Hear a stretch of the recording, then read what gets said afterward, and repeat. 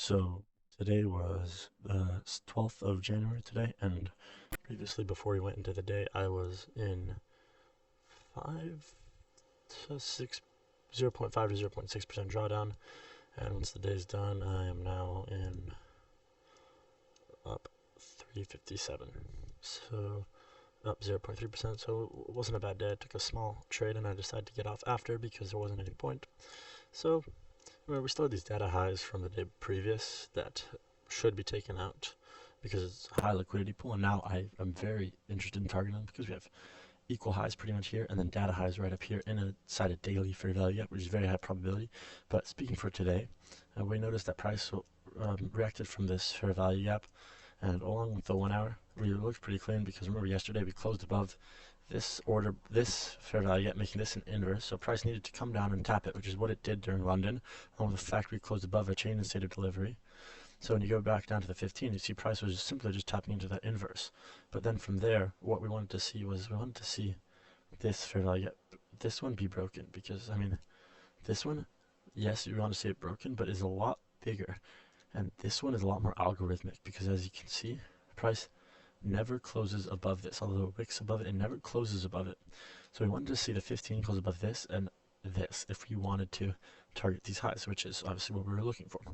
So as you can see, we were about to close up here, and then the last one we closed right above this one, and then we went up a lot higher to here. But now my entry for this trade, we're going down to the 1 minute. I took the trade based off a 30-second model, but I don't have the 30-second screen. I just purely saw it on Dodgy's stream.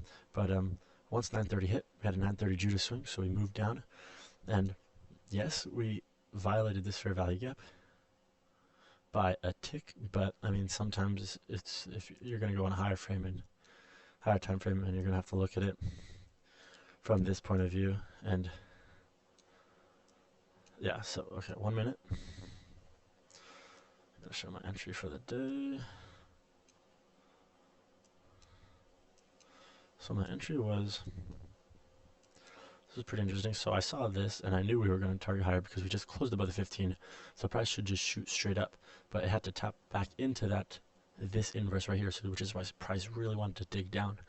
And then once this candle was made, I saw two choices. Either we were going to get a clean change in state of delivery by closing below the close or the open of this wick, but price did not do that because as you can see, price was almost about to do it, but we used the CE of this wick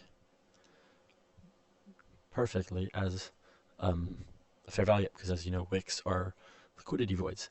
So from here, I was more confident that we were going to create this change in state of delivery, because obviously on the 32nd we had to wait for it to close above, but once it closed above, it was already too high to target this high anymore.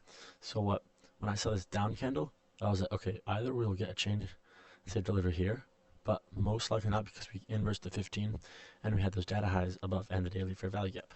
So I expected that this would be a change in state of delivery. So I entered here. I entered in here with my stops right here, and I take profit right here. So it was a good around a 3.5 to 4 risk reward ratio.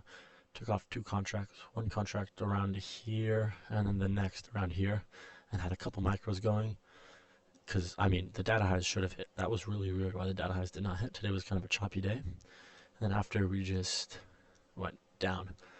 So once I got that trade, I was out because I didn't see any point in really trying to push it after I just made like $700-800 on the day.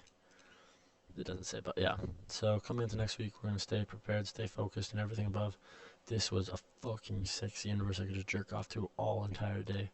Close, tap in, didn't hit the low, tap in. There's probably another inverse in here, and then create these so easily. So I mean, yeah, price action was good, but it just wasn't the bearish anticipation that I had. See you.